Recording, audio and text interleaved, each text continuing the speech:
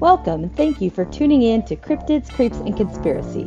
The following content may involve explicit language and materials, so listener discretion is advised.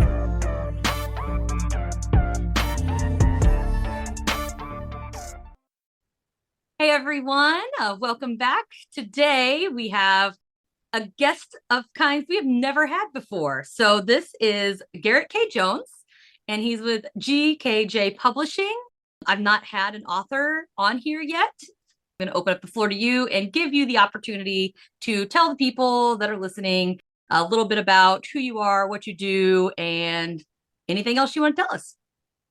Thanks, Natasha. As you said, my name is Garrett K. Jones, and my publishing label is GKJ Publishing, which is kind of a joke. GKJ is my initials, and so adding that into the word publishing, so it's literally me publishing. I've so far published 6 books of original work. 5 are part of an ongoing fantasy series that I've been working on for 23 years now. The first book published in 2015. The most recent one came out in February of this year. And then I have a book of original poetry that most of it was penned during my college days, and I didn't publish it until just a few years ago. Okay, awesome. So when you say fantasy, I've got to ask. I know that fantasy is kind of a broad thing. It could be anything from monsters to outer space to fairy tale type. Do you have a certain niche, whatever you call that? For the stuff that I write more of the epic fantasy, so sword and sorcery type stuff. Oh. So it, like, when I do table sales at events, I say it's the things I liken it to are, it's like Lord of the Rings, just not as much unnecessary walking, and it's like Game of Thrones without all the excess nudity. Oh, perfect. Yeah. That'd be right alley. Only unfortunately I don't read. Well, I've been trying to work on getting audiobooks out there. It's a little bit tricky when I'm having to do a lot of stuff myself. Speaking of, swords and sorcery and stuff, it sounds like a character that you might be familiar with is possibly of the dragon variety. Oh, absolutely. My books are actually chock full of dragons. In fact, the second book in my series is called The Destiny of Dragons. And so dragons, at least in my series, just to kind of give you a brief idea, is that dragons are kind of an endangered species. In the book opens 250 years prior to the main part of the story, and this warlord went on a killing spree, killing as many dragons as he possibly could by whatever means necessary, to the point where there's only there's at least 100 dragons in existence, but they're few and far between, and they are hiding. Okay, that makes total sense. I don't know if it would be too much of a giveaway if I ask this. So if you don't want to answer, that's fine. But in your particular scenario, I feel there's usually a underlying reason as to why they're trying to exterminate the dragons. Yeah. So the premise is that he had been selected to be a part of this group of magic users that were supposed to be bonded with dragons, and as part of the charge, they are supposed to undergo evaluation, not just for their physical skills or their magical skills, but also their psychological and emotional health. And it was predicted that he would be a very dangerous person if he was given access to this kind of power, because dragons are sentient. It would be a spiritual bond, and they were afraid that this would create that problem that they were going to have. And what ends up happening is he takes that the wrong way. Instead of being mature about it, he goes completely the opposite direction, holds a grudge. And so one of the questions that pops up frequently throughout the books is, was he already bad? And was that the thing that they're all racing, or did he go bad because he was rejected? That makes a lot of sense, and that's what I was saying. It just kind of seems like there's always some kind of underlying if then kind of situation. But I would love to live in this world because how badass would it be to have your own personal fucking dragon? Here's something you'll appreciate then, Natasha. One of the main characters in book one, his name's Gavin. He's a ranger, and he is befriended by a dragon named Nex when he's about 7 or 8 years old, living in an orphanage. And Nex is about 300 years old, but he was put into kind of a suspended animation for most of his life, and it kept him from growing. So he's about the size of a house cat. Yeah, I would prefer a big giant one I could sick on people. It's really cute, and especially considering the fact that they work in tandem, and like there are scenes where Nex is just perched on Gavin's shoulder or just walking around with him. And I got the idea for the design based on a cat that adopted my family, and she would just perch on my shoulders and walk around. That's so stinking cute. So Yeah. I do have to also ask. So we're just going to kind of like go back and forth. We are freestyling this bee's niche, right? I love it. Because I'm going to use some of the stuff that I've researched along with what you're telling me to see if I could get some more information. So in your book, I'm picturing this tiny little baby dragon who's probably cute as freaking shit. And which type of dragon did you base them off of physically? I know the European style is more of the four-legged winged, strictly scales, whereas the Asian type tend to be more serpent. They have like the little manes of hair and whiskers, but no wings. So I actually use a mixture depending on. So most of the dragons have that European four-legged with wings design, but there's a couple of dragons that are introduced in book two. They are elders, and they are supposed to teach Gavin. And one of them, she lives on this volcanic island, and she's essentially a wyvern. So she's two-legged, but her arms form the wings, and so she has claws and stuff like that. And then there's another dragon that's introduced, who is a water dragon, and this one is the body of the dragon is serpentine, but more like an eel or a fish. And instead of fire, she spits out like this acidic substance. I want that one as my spirit dragon.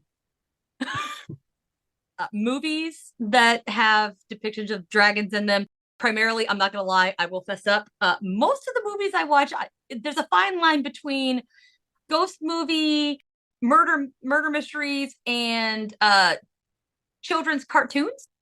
So a lot of them are animated, but there is this one I wish I could remember. Is it Raya or something? Raya? Yeah, and it had a serpentine dragon that was similar to what you're describing, was kind of like the water and all that, and she was so cool. I mean, I just wanted to take her home with me. She was awesome. One thing too is you mentioned them having claws. Mm-hmm. And I read somewhere that depending on how many claws are on each paw, supposedly symbolize something, but I don't know what it symbolizes. Do you know maybe what that is?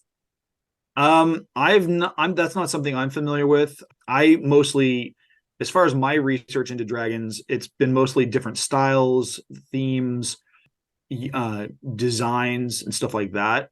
So like I've got one dragon, he's an earth elder, and the way he's designed, he's a drake essentially. And drakes are wingless quadrupedal dragons. Because he lives underground, he has a tendency, like he grows hair over his body, like parts of his body, like on his forelimbs and like the ridge of his neck and back.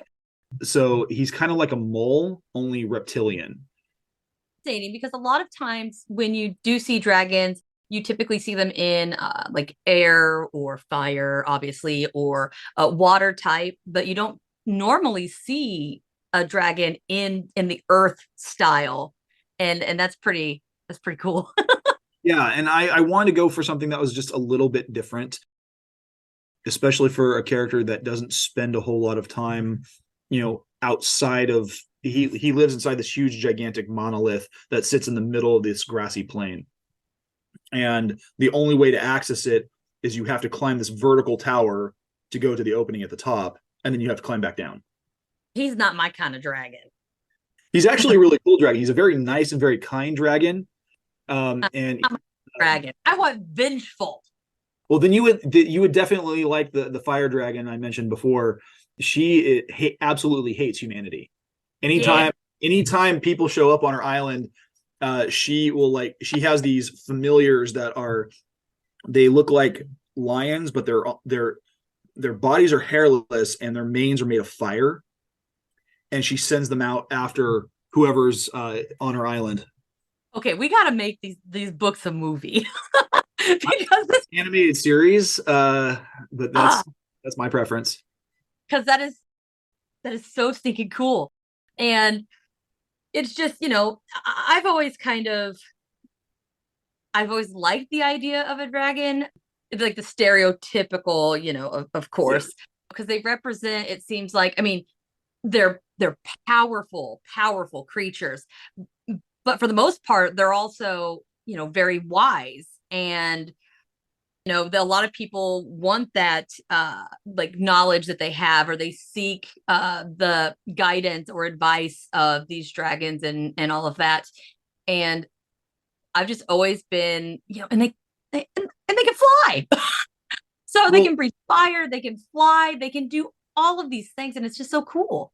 so one of the things that I've done is within my series is that dragons, elves, humans, and vampires are all very intertwined. So, like, for example, the progenitor of the dragons, he is, and I don't want to, well, it's going to give something away, but like he actually becomes the first vampire. Okay. And the first victims that he goes after are one of the 7 breeds of elf, which are called shadowkin, and they're dark elves. Okay. So unlike your true elves, which are mostly vegetarian, live during the daytime, they're diurnal. These were nocturnal; they ate meat. And so, because he initially fed on them, they became his first thralls, and they became vampires. And they're actually a very short-lived species comparatively, because there's only been about 200 to 300 years that this has all taken place. And so, with that, there is a connection between these elves and human beings, that they have turned into vampires, as well as the dragons, and so it's all very intertwined.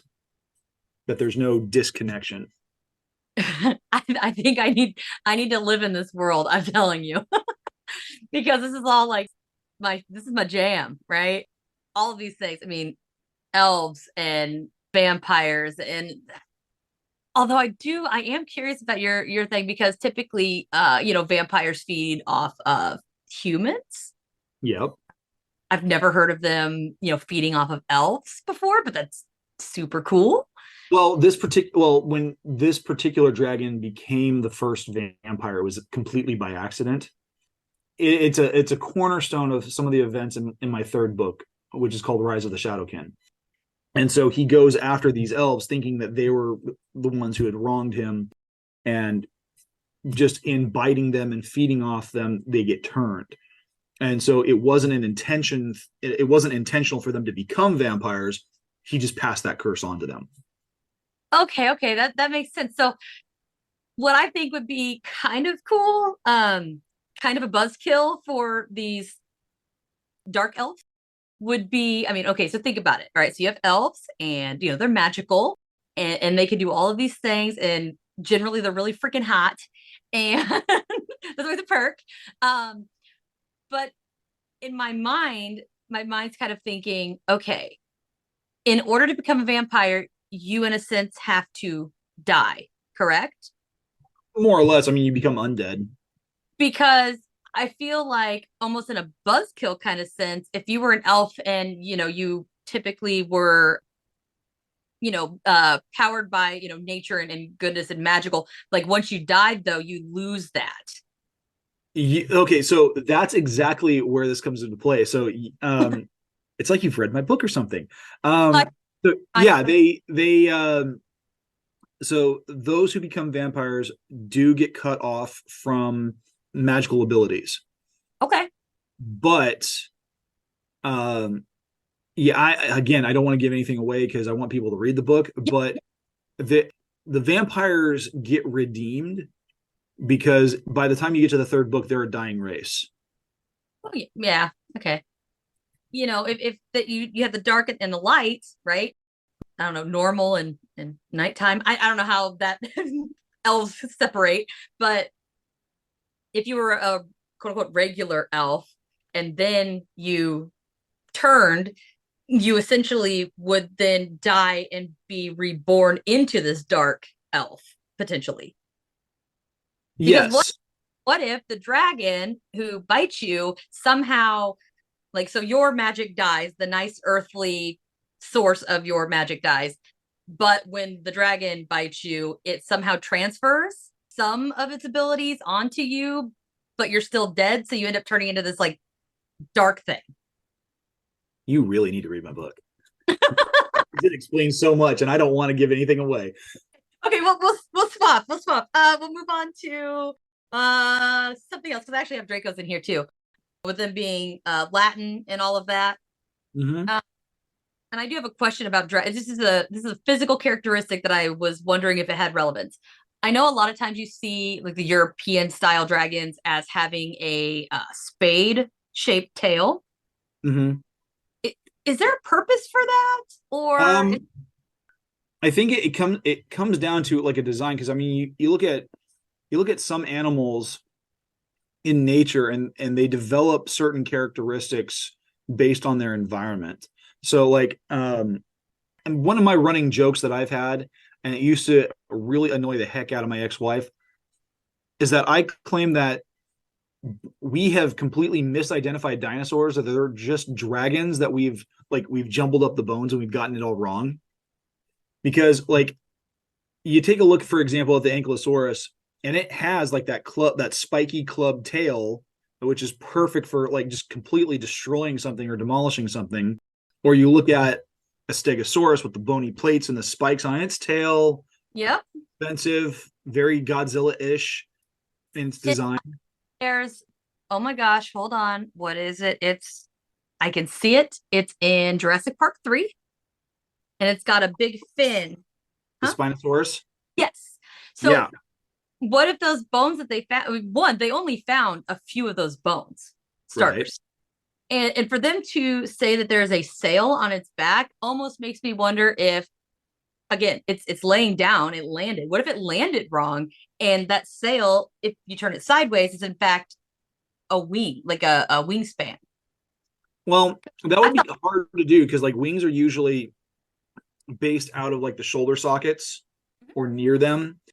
And so like, for example, if you're dealing with like a wyvern, which has two hind legs and its forelimbs make up the wings, then it would definitely be shooting out of the shoulder joints, which would be typical. You see that with birds, you see that with bats.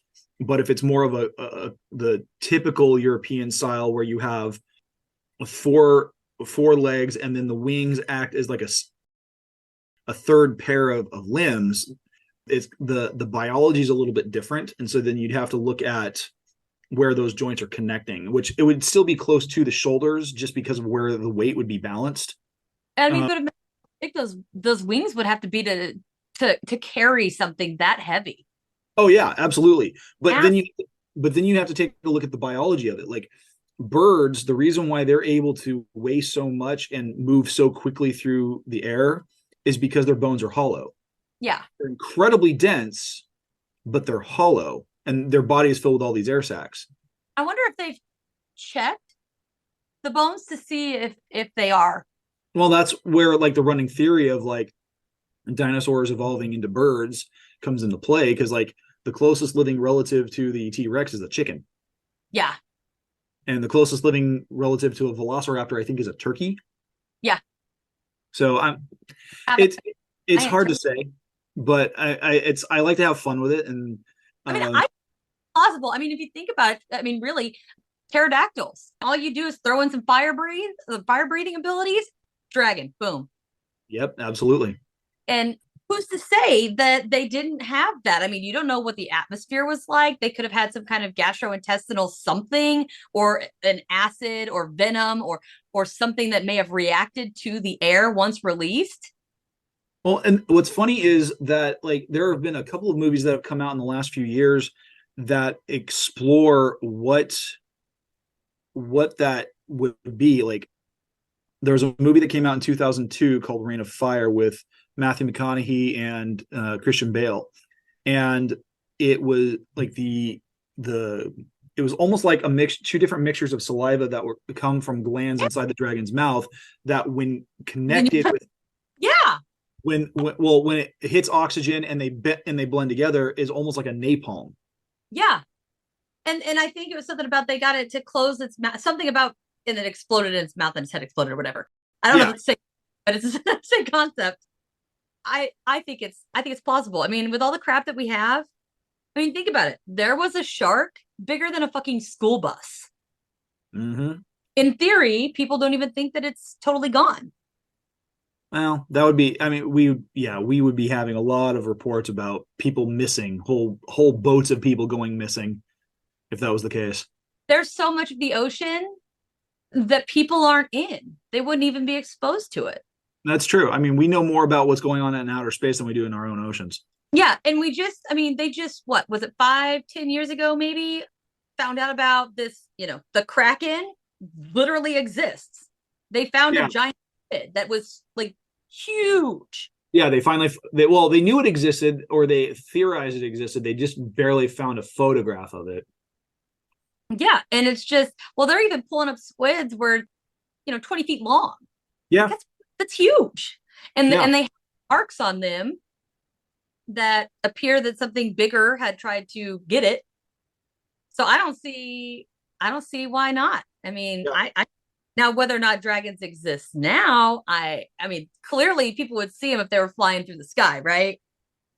Yeah, it could be. I mean, the premise of Reign of Fire was that is actually a really fun premise because it was post-apocalyptic, and the idea was that the dragons had been in hibernation for however many centuries, and they were awoken in the 20th century and went just spreading amok.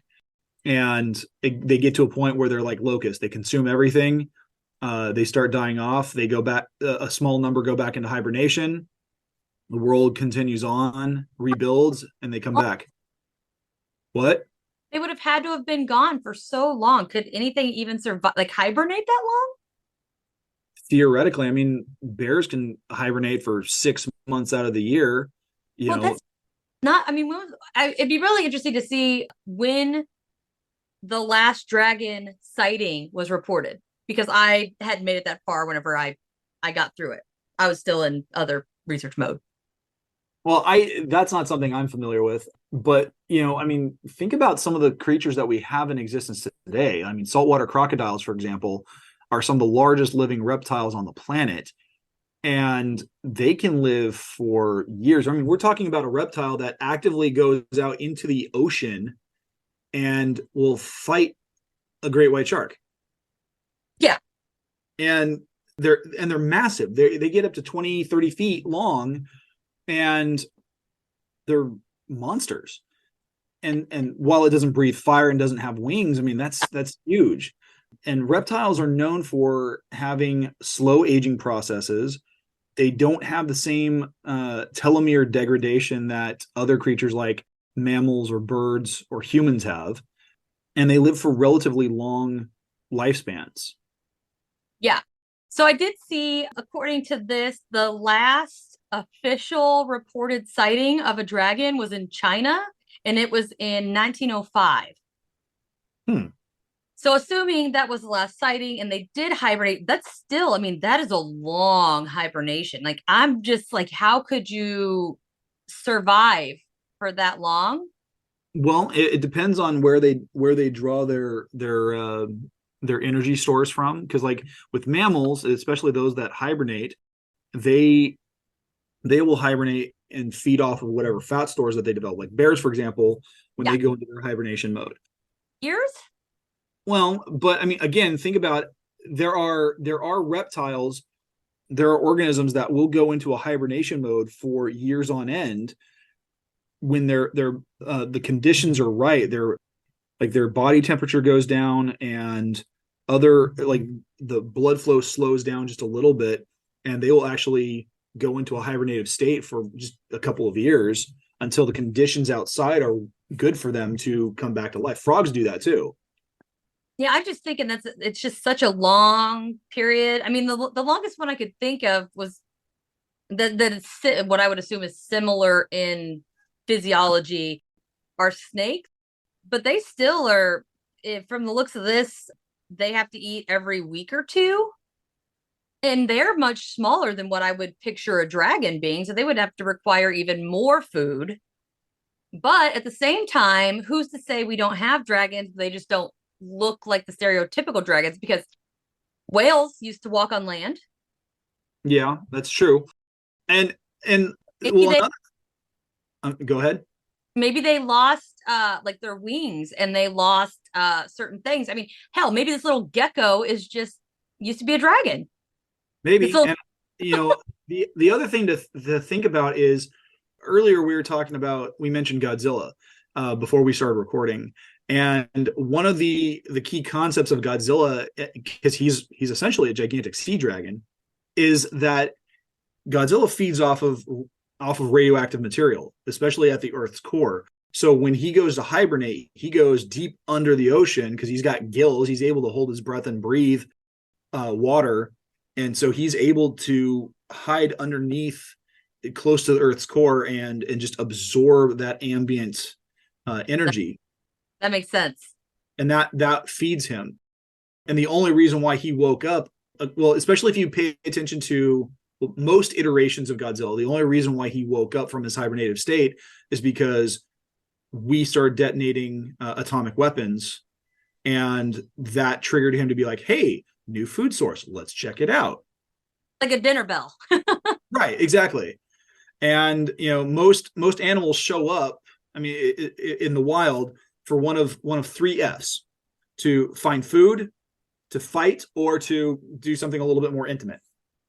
One thing I did think was kind of like looking at like the differences in like structures and abilities and whatnot of the different types of dragons. I mean, obviously the European one, I mean, that makes sense. The damn thing's got wings. Now, granted, I don't know what capacity, because I'm just thinking, I don't know how big these wings are. I don't know how heavy the animal is. Just strictly looking at an animal standpoint.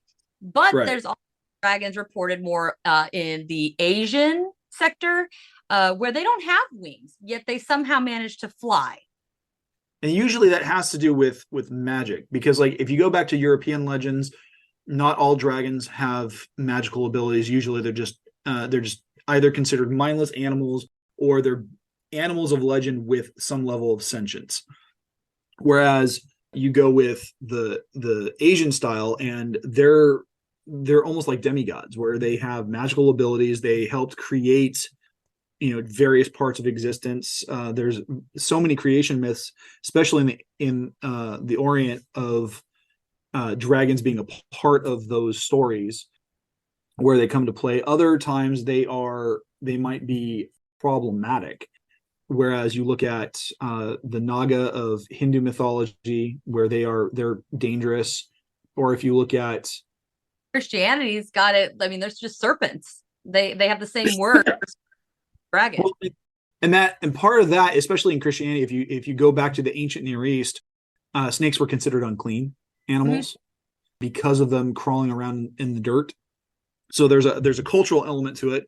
But then if you go back to even further to like the Epic of Gilgamesh and the Enuma Elish, dragons or serpents are looked at in one of two ways. Usually, and especially in the ancient Near East, they're looked at as elements of chaos and death and destruction. Because like Tiamat was a dragon in the Epic of Gilgamesh, and Tiamat was incredibly dangerous.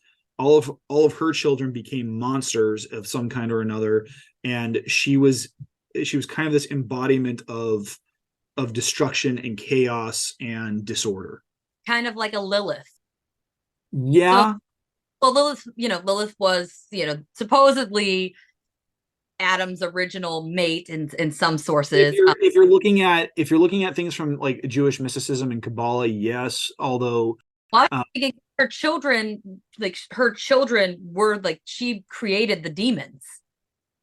yeah, but if you go back into scripture, it actually indicates that demons are fallen angels that that sided with Lucifer when he tried to usurp God's throne, and that gets talked about in Isaiah. So it again, it depends on where you're pulling your sources, but yeah, there's also like legends that Lilith was like the first vampire. I can see that. Lilith is just a bad name. Yes, which is I why I think they used it for Fraser's wife. I I didn't even think about that. Oh, that is too good. But yeah, it's just something that kind of pops up, and it almost seems like, I mean, although the European dragons are still, they have that magical, mystical air to them, they are more likely to be the cryptids, whereas the Asian and Middle Eastern is strictly magical, Yeah. spiritual, and really no Well, hardcore. and it has to do with how they're looked at, because the further east you go, the more deified they become. Because like you look at Western European mythology, and they are just a monster. You look at ancient Near East, and they are a supernatural embodiment of destruction and chaos. You look at the Far East, and they become benevolent, and they are creators, and they are wise. And so modern pop culture tends to pull from all of that and kind of pulls it depending on how the writer wants to work it into the story, whatever it is. So I also know that I've heard lore and stuff. I didn't dig into it, but you always hear about like one of their weaknesses is they have this like craving or I guess obsession with gold. Yeah, that came out of, I want to say, Western European folklore, especially in Germanic and Scandinavian myth. This idea of hoards of treasure, and there's kind of a running joke amongst fellow authors that librarians hoard books and are therefore dragons, which would make sense. I knew a librarian who we nicknamed Dragon Lady when I was in grade school, but the it again, it really depends. Like, you see a lot of that happening with Smaug in The Hobbit. You have that happen with the dragon from the end of Beowulf. People are going in stealing gold from the treasure trove, and the dragon gets pissed off and just starts wreaking havoc on Beowulf's kingdom, and he dies fighting it. Whereas other dragons, they might hoard knowledge, depending on what it is. Okay.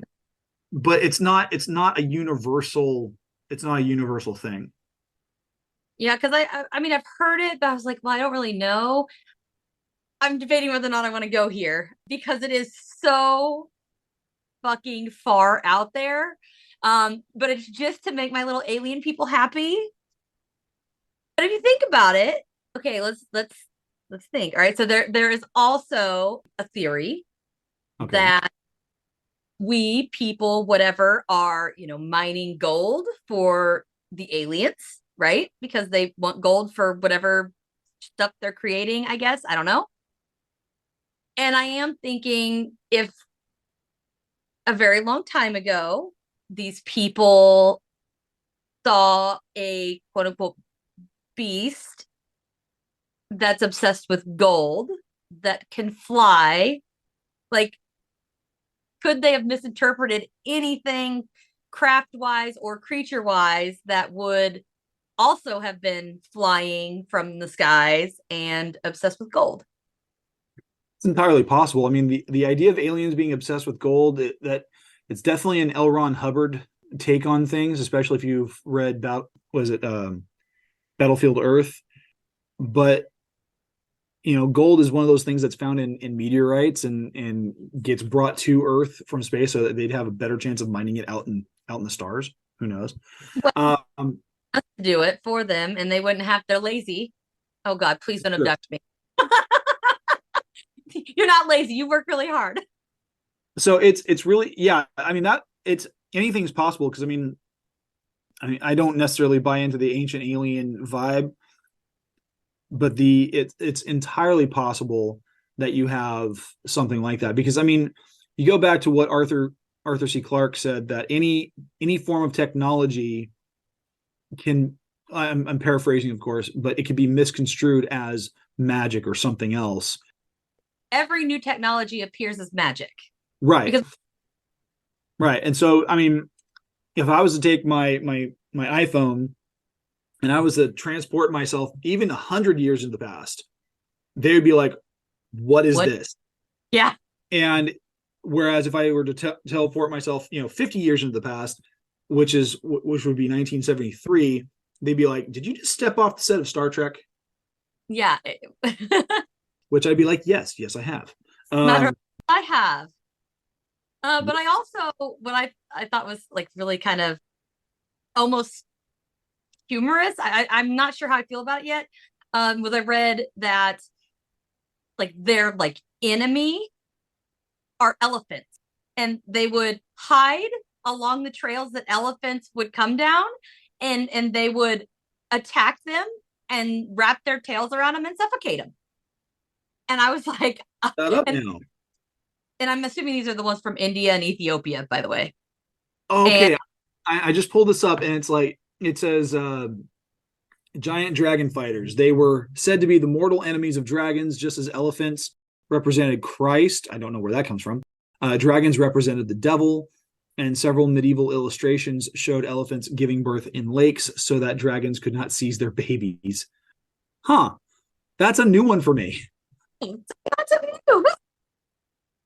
And then another thing it pointed out was that supposedly dragons fear the paradoxian tree, and they stay out of the shadows of the tree. And something about they dislike the sweet smell when a panther roars. Interesting. Now that you say that about the panther, I'm immediately having flashbacks to Anchorman. Oh God, I haven't seen that forever. But he's got the cologne Sex Panther. 60% of the time it works every time. Yeah, because we were talking about how it probably smelled like cat spray on the carpet or something. Ugh. Blech. That guy's such a doofus. The second movie was not nearly as good. No, it was not. Yeah, that's definitely a rabbit hole I'm gonna have to start looking down, because these are two, like the paradox tree and the whole elephant thing. Those are completely new elements for me, and so that's something I could have fun with. Oh, awesome. I also saw where they supposedly have this like translucent or transparent like white gem in like it's in their brain. Huh. And these gems are really valuable because you got to kill the dragon to get it, of course. And not only that, but it's only valuable if you can remove it from a live dragon. So what they would do is they would come up with this herbal cocktail, feed it to the dragon so it knocks itself out, and then they would decapitate. Sorry, I swore I just heard a drill out there, and I don't know what the fuck would be drilling out there. But they would decapitate it and then hurry to try to remove the gem before the heart quit beating. So I guess it's more of a physical death and not a mental death.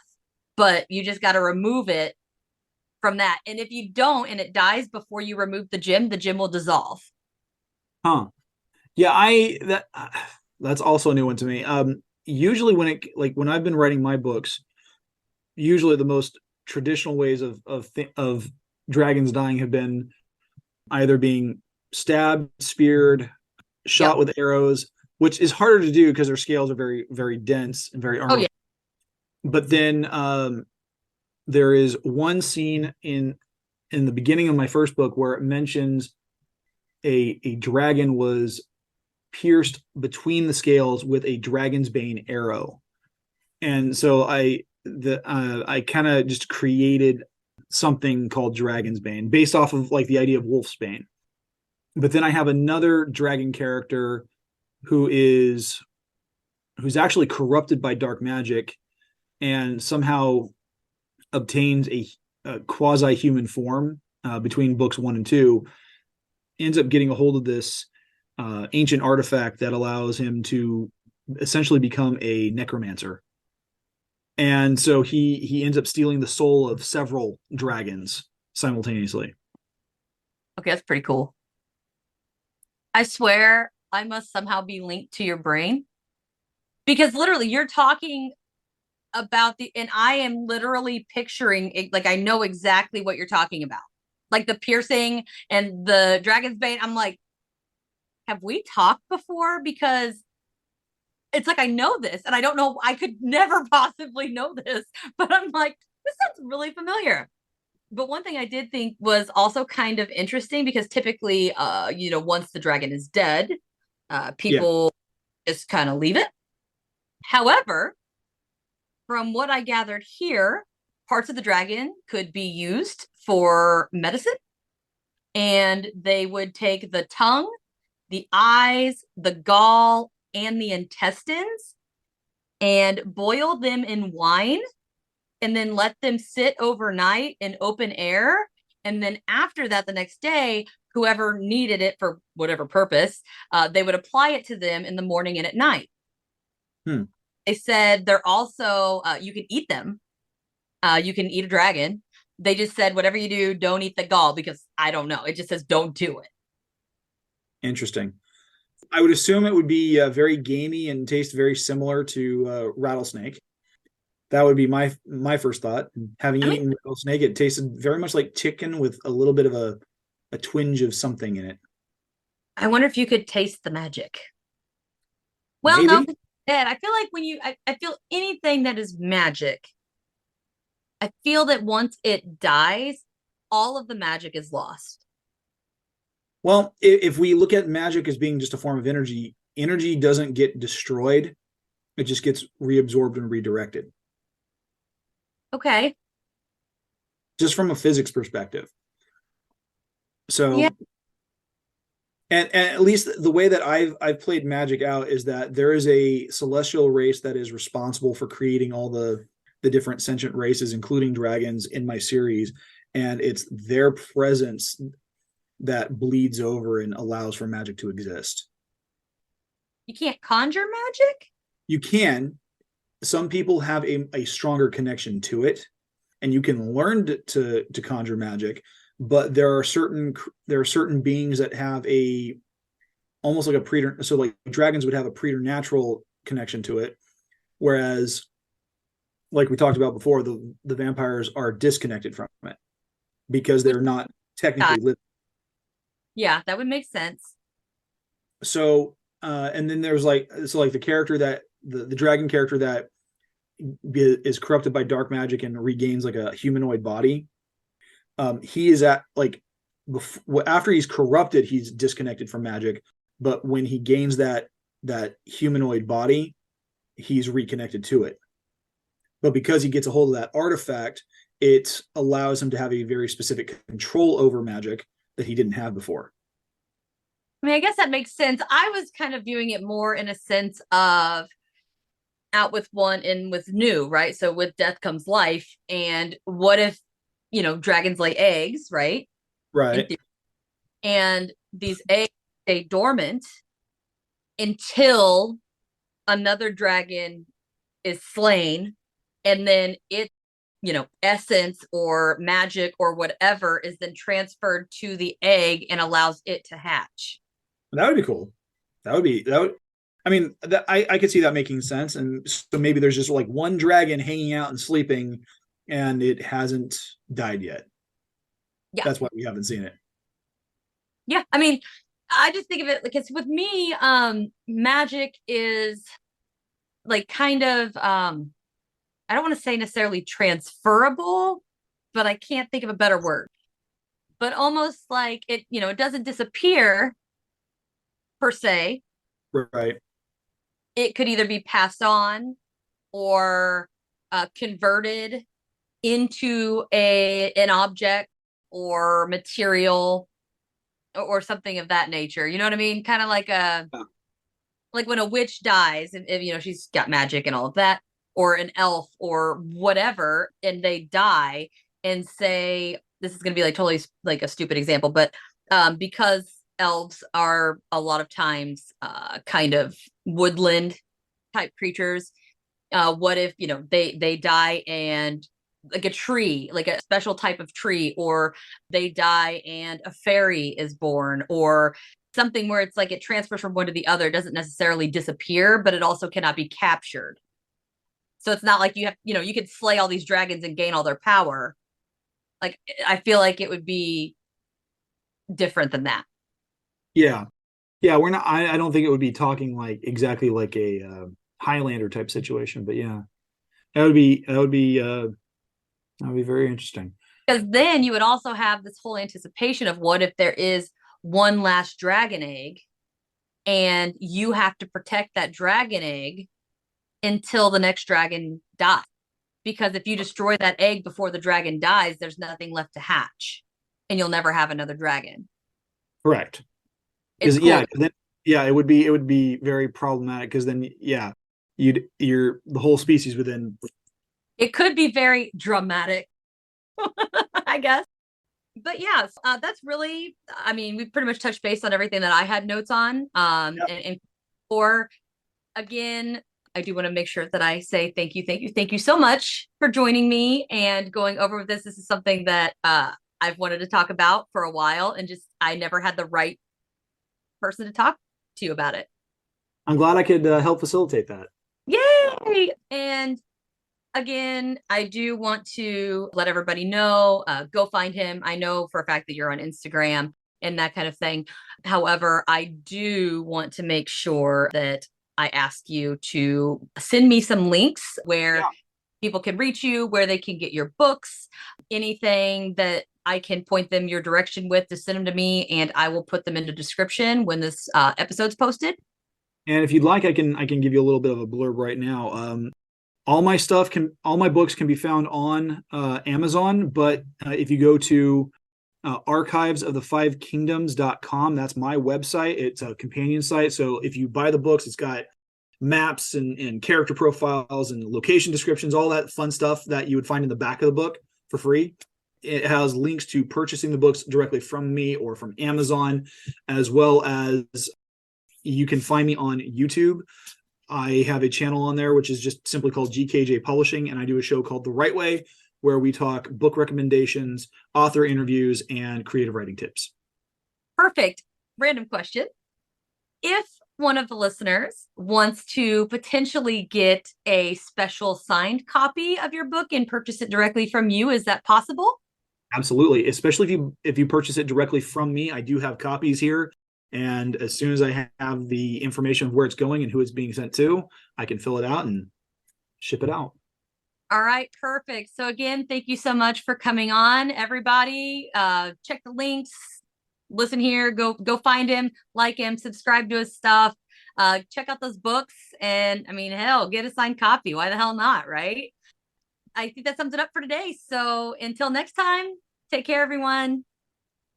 See ya. Thank you for listening to this week's episode. Please subscribe, rate, and review anywhere you listen. This is more beneficial than you may know and will help others locate the podcast. Don't forget to check out my Patreon page as well. We currently have 2 tiers. The Snallygaster tier that'll get you unedited bonus audio, a sticker, a shout out on the podcast, and access to the private Discord server. The second tier is the Phantom tier, and that'll get you all of the benefits of the Snallygaster tier, plus access to live streams and Q&A sessions, and is the only place you can access all video footage from regular episodes as well as the Patreon exclusive episodes. You can subscribe today at patreon.com/cryptids, creeps, and conspiracy. Don't forget to head over to the TeePublic website and take a look at a variety of merch options that are available. You can also find and follow me on Instagram, Facebook, Threads, TikTok, X, and YouTube. All of these links can be found in the description of this episode under the Linktree hyperlink. Until next time, my friends, dare to believe.